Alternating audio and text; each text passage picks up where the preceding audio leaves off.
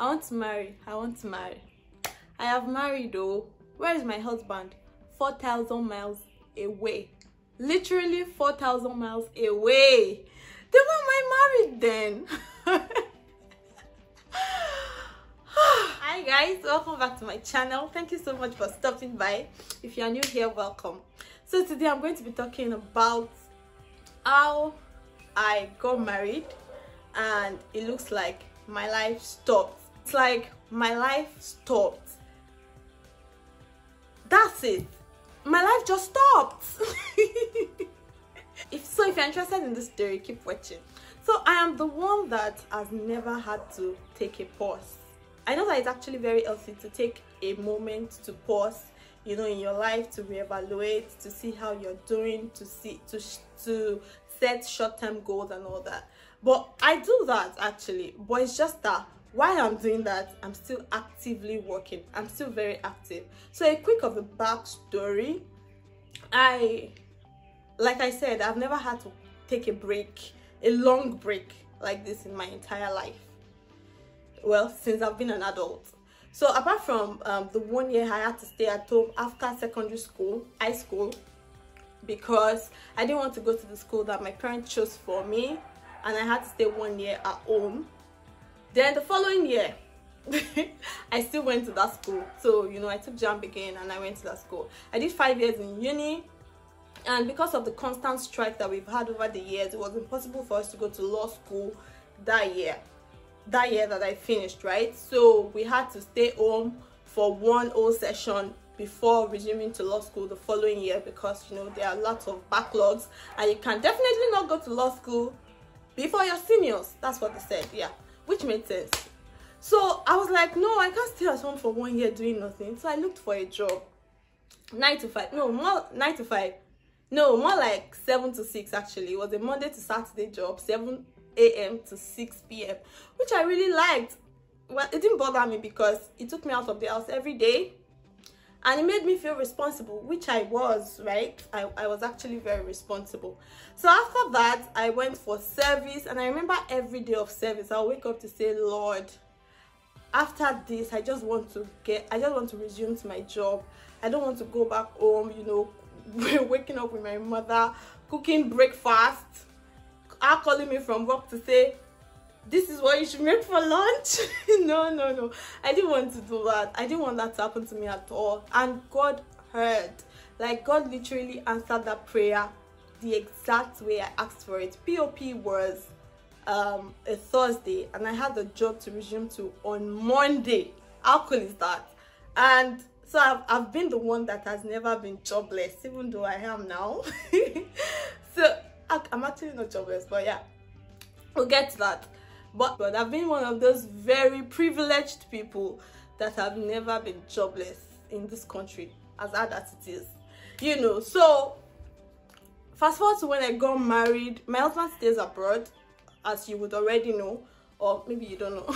My husband stays abroad, and I have never been a fan of the wife being here, being in Nigeria, the husband in another country, and after the wedding the wife is still here and you're asking what's happening, then she's saying I'm processing my papers. I don't like that at all. So when I knew that, okay, this was my situation, my husband is abroad, I would have to relocate at some point, I'm like, you know what, we are not going to do this wedding until I actually have my papers.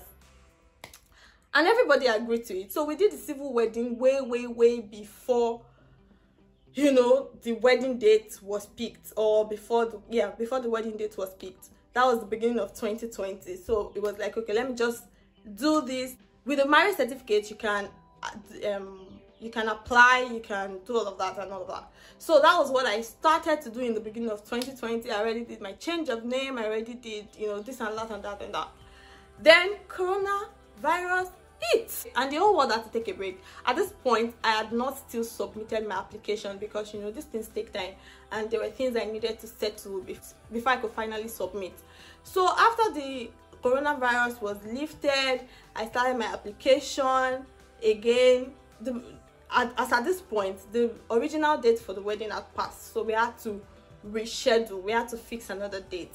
And me, I was telling my family members that, okay, you guys, I know that our priorities are different. You guys just want to do a party. Me, I want to get married and move in with my husband. So let us just chill. I don't have a date for now. They kept pushing, and I understand them. They just really wanted to get it over with. But I wanted to get it over with all at once. I didn't want to do this and have this to deal with later. So from October, I'm like, no, we can't do October. No, we can't do November and all of that. So it went on and on. By the time the visa office finally opened, I submitted my application, even though I had to do some. They had to send me back like twice. I'm going to do a video about applying for a spousal visa for the country I'm talking about. But if you know the country, comment down below. So, you know, they had to send me back. When I could finally apply, it was already in October. It was already in the middle of October. So yeah, and when I asked, I'm like, how many months or weeks is this going to take? They said 8 weeks. So it was like perfect. I'm like, okay, we can do the wedding in December then. So let's do this wedding in December. And in fact, the date of my wedding made it the 8th week, made it exact 8 weeks. So it was like, if everything was going to work out well, my visa should come out on my wedding day, which was really nice. I mean, it was like a perfect wedding gift. So I went, let's do this. I did not know that I was joking with myself. After the wedding, my visa had not come out. I was beginning to panic. We went to the embassy in Lagos, and it was like, sorry, it's not ready. And in fact, they were like, okay, we went to the embassy 2 days before Christmas. And they were like, oh, normally everybody should be on Christmas break now, but everybody's still in the office working. So the applications would be ready, or when they are ready, when you're ready, the visa office will get across to you. You don't need to come here. So the person that attended to us made it seem like, okay, it was just a little delay, minor delay. In 2 or 3 days, our visa will be ready.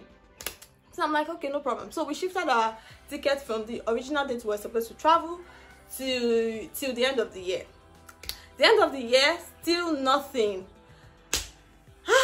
I'm like, no, this is not going to happen to me.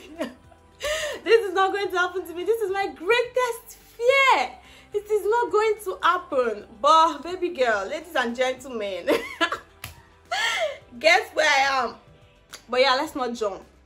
It was almost very sure that I was going to travel. I've never had this kind of experience. I didn't know that it could, there could be so much delay. Number one, because nothing was communicated. It wasn't communicated that, okay, oh, we are not going to be able to fix this thing in the period that we have said we would, So it was like everything was going on well. So I had let go of my house. I had resigned.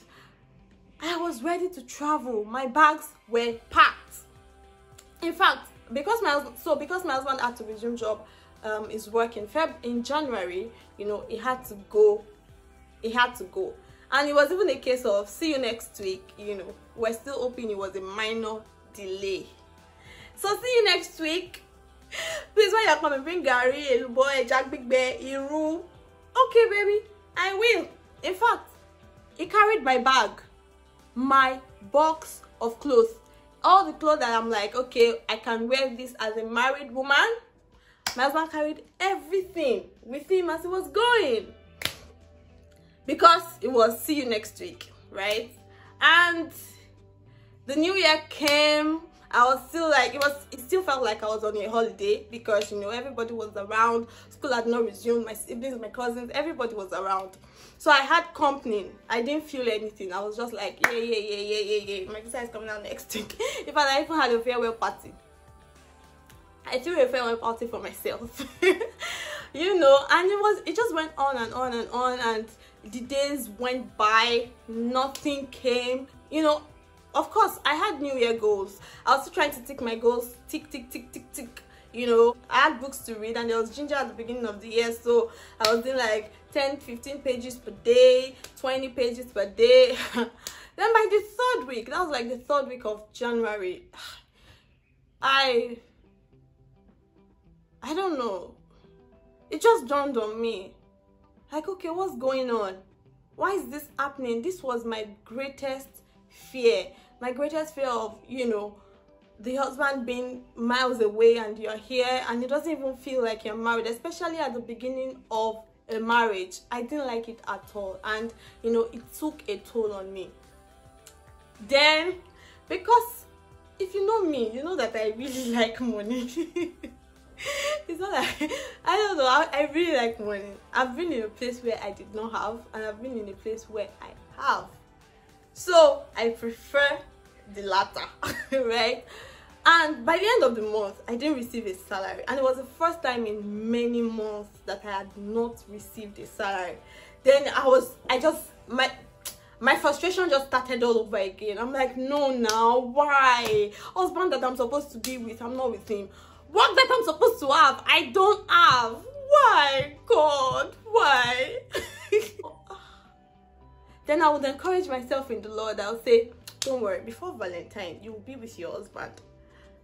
Valentine came, oh, I was not with my husband. Before this, I was now setting timelines. Before this, you will be with your husband. Before this, you will be with my dear. And they were coming and going, coming and going, coming and going. And I was beginning to just panic. At some point, I wake up in the morning and say, I'm not depressed today. I'm not depressed. Because it literally felt like it. I'm like, is this what depression means? No, I can't be depressed. I'm a child of God. I'm a child of God. You know, it took active confessions. It took active declaration of God's word to get me through each day. At some point, I lost it. Like, I would wake up in the morning, stay in bed morning till night. You know, I want to be strong for myself. I want to those scriptures that I know. I want them to play in my mind. I want to be able to say them, but I just wake up, I'm like, not today, not today, not today, please. I want my flesh to win. I want the flesh to win today, and the flesh is winning. And I'll just be there. I might not eat. I won't do anything for a whole day. Then the month of March came. I'm like, we can't continue like this. Guys, there are some days that I will wake up and I would just wail. I remember one day I wasn't feeling well, and I just began to cry, to say, God, I didn't sign up to be alone. This is why I got married. No, that's not why I got married, but yeah, marriage is for companionship, right? I got married to my best friend because I wanted somebody there for me every day of my life. Abi, is that not the reason for marriage? I thought that was the reason. You know, I would call my husband, I won't say anything, I would just be crying. I would let him hear that I'm crying, no. Oh God, it's not a good place to be, but thank God for God. Thank God for the days of fervency, because really, that's why Christianity is like a tank, it's like a water tank. You just have to keep filling it, keep filling it, because the day the tap will not be running, you know, the day there won't be electricity to pump water, the one that you have in the storage would help you, would carry you through. And that's what Christianity, that's what the journey of Christianity has been for me. I remember those days when I would say that, because I'm still there, I'm still here, I've not gotten my visa yet, and I'm still not with my husband, but today's a good day. I'm happy because I just told myself that at the end of the day, it is your life, right? It is your life, and you have to do what is best for you. I remember the days that I would tell myself, no, I am not depressed. I am a child of God. Greater is He that is in me than he that is in the world. I would tell myself that God is interested in every minute details of my life. So if I'm here, there is a reason and there is a purpose, and it's going to, I might not understand it, but everything is going to clear out soon, and everything just works out for my good. And I just, you know, want to use this opportunity to encourage somebody, because I know I'm not the only one. In fact, when you tell somebody about your story or what you're going through, then you now begin to hear stories of people that have gone through this. People will tell you that, oh yeah, it happened to a friend of mine. You know that she's been married for 3 years, she's still trying to get a visa. I know that. And I say a word of prayer for them, that okay, by the grace of God, you know, they will get it soon. This is not my case. This is not my situation. I'm going to get out of this really soon. It's not going to take long, in Jesus' name. And I know that God has heard, because God is a prayer answering God. He's a good father. He's a good good father, and he would always do right by us. Trust me, you might not understand what you're going through, but God has got you. God got us. He's got us. God has your back. Just remember that God has your back, like he has mine. So I'm waiting, I'm hoping, I'm resting, I'm enjoying this break. Too long a break, but of course I'm beginning to discover, like I said, when I said I'm no longer jobless, because I've put myself to work.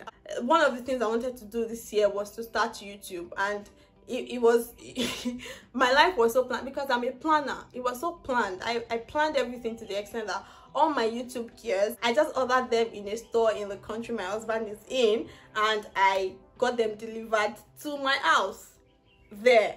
So my clothes has been there before me, my equipment have been there before me, and I'm still here.